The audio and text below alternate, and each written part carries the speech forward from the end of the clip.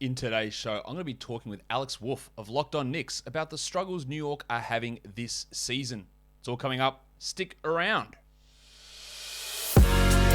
You are Locked On NBA, your daily NBA podcast.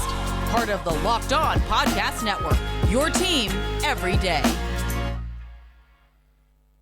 Hi guys, welcome to another show, Locked On NBA here on a Monday. I am the host, Josh Lloyd. I also host the Locked On Fantasy Basketball channel, so you can go check me out over there as well. Thank you for making Locked On NBA your first listen every day. We are free. We're here every day. We've got stuff going on right on this channel all the time, so make sure you're checking out. We are going to talk Knicks. I'm going to get to that in just a second, but guys, this is a problem that many of you might have. You watch your live TV in one spot. You got your on-demand shows, you got to watch somewhere else. You got your highlights, you watch them on your phone, and then you go borrow your best mate's login to watch other good stuff. Forget about it. It's too much hassle, too much confusion. It's an absolute schmozzle. Why don't you figure out, well, you don't have to figure out, I've figured it out for you, a way that you can finally get all of the shows you want in one place and finally get your TV together.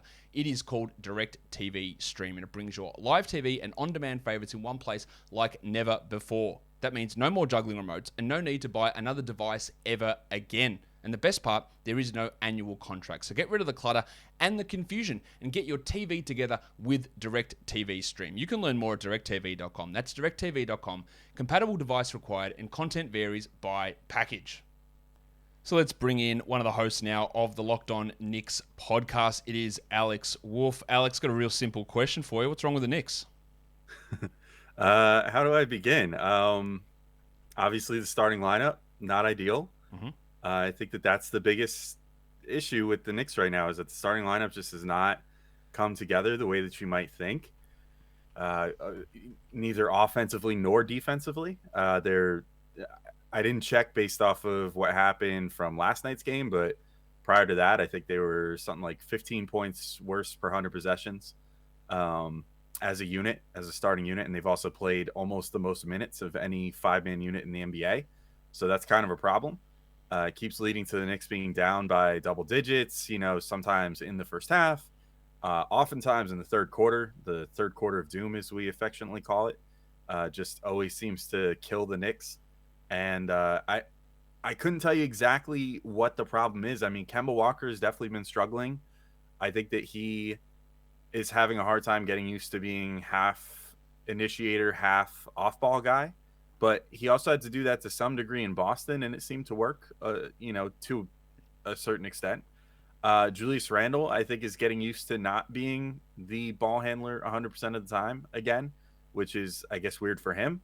But he was such a good player as a pick and roll, pick and pop guy in New Orleans that it's kind of crazy that he would be completely averse to that at this point. It kind of makes his life easier if he would embrace that more. And then like RJ Barrett and Evan Fournier, I think are rhythm players that thrive on the ball moving well and on the offensive end. And it just hasn't been at many times. Like usually when they're playing at their worst, it kind of turns into your turn, my turn on offense with ISOs constantly. And that's sort of, what I think leads to RJ and Fournier not having good nights is that they're not getting shots in rhythm. Then they get, they go through these cold stretches and then they start doubting themselves, especially Fournier has been, very, very timid, I guess would be the word, on certain nights, though we had a decent game against the Rockets. And then meanwhile, the bench is awesome. So it creates this sort of frustrating, like the bench actually is one of the top 2 or 3 lineups in the entire NBA as far as net rating is concerned. So it makes it very frustrating from a Knicks fan perspective, how this team is going on a daily basis, pretty much. So last season, Knicks fans would be well aware of the frustration of the let's start Elfrid Payton every game possible, even though every single bit of lineup data would tell you that these lineups with him in there are getting completely crushed. Right? It just never changed. And then we thought, okay, we'll replace we'll replace Elfrid Payton with Kemba Walker, but the same problem's going on. I'm not saying that it's necessarily a Kemba or Alfred or the other guys. I'm not saying it's their problem necessarily, but what I'm more getting to is the fact that the data, the eye test, whatever you want to see with Peyton out there last year, showed that this was a horrible decision to keep him playing in those minutes and keep him out there, and it never changed. So Tom Thibodeau, not necessarily known as the most flexible or the most quick to react and change things like starting lineups. Is there any chance that we get these changes, or is he just going to be more of those guys? Hey, we're going to get in a huge hole. The bench is going to come in and they're going to dig us out, and then Kemba will play instead of 30 minutes. He plays 22 because the bench is playing so well without ever realizing that maybe we could actually move things around and Fournier could come off the bench, or Burks could start, or we could give quickly a bigger role rather than like trying to fix the problem after it's already happened when we can foresee the problem happening to begin with. Is there any... Are you, as someone covering the Knicks or Knicks fans, worried that it's just going to be a repeat of this Peyton thing where it continues to be a problem game after game after game, and then you keep relying upon the bench to bail them out? There is definitely some lingering worry that he's just going to stick with it and things are going to be the same as last year. But I think there's been more indicators that Tibbs might be more open to a change this year than he was last year. For example, he had a comment right around the 10-game mark. So, seems like ages ago, when the starting lineup was only struggling a little bit, things have gotten much worse since then. And he made a comment of like, that's BS, but not the abbreviated version, about, it taking 10 games, 20 games, whatever, for a new lineup to get acclimated, and said, first it's 20 games, then it's 30 games, then it's 40 games, and then you never get yourselves right by the end of the season. So he seems a little more impatient with this group. And I think it's probably because he came into the season with expectations. This team now, and I think that's the big difference here, is this team has expectations now. There's already some stuff leaking out from like the top beat reporter, Ian Begley, on the beat, who's he said like about a week ago, or maybe even 2 weeks ago, that he would not be surprised if there was a starting lineup change at some point, which he sort of works those things in as like quote unquote opinions, but generally they're more, there's a little more to it than that if he's putting it in writing. And then also said that, there's some frustration among some of the starters about how bad they've been coming out and how bad they've been playing on offense and stuff like that. So this all feels like there's some writing on the wall that, like, if things don't change, maybe the 20-game mark is the benchmark that gets used, which is only a few games away. But, if we reach around that point and things are still this bad, I think there's a shakeup that's going to happen. I think it would probably be Fournier for Burks, like what you mentioned. Yep. That just seems like the easiest one, the least political decision, despite the fact that Fournier is your second highest paid player, I should say. Burks has been playing really well and really good on both ends of the floor, has a little more creation juice than Fournier does to create for himself, which, like, Fournier, some of his worst moments have been when he just can't really bail himself out of certain situations, whereas Burks is sort of like a pro at that. So maybe, then you put Fournier on the bench to treat it like a temporary thing, try to get his confidence back and see how things go.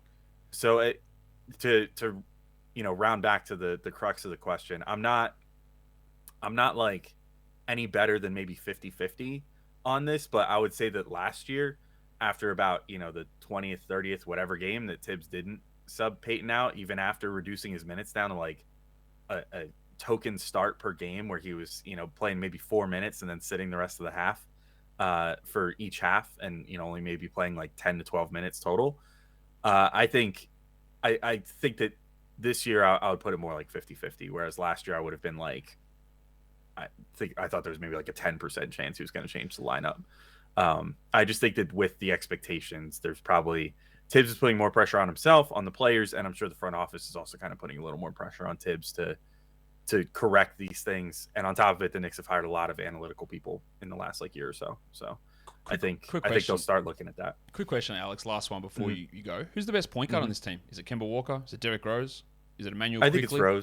I think it's Rose right now. I mean, I think Quickly maybe is starting to stake out a claim. I really don't think it's Kemba by any stretch of the imagination, which is kind of crazy. Yeah. I think that he's still showing some of the skills, maybe even all the skills. I mean, when he really puts his mind to it, he does get to the basket still sometimes. We've seen it in a few games this year.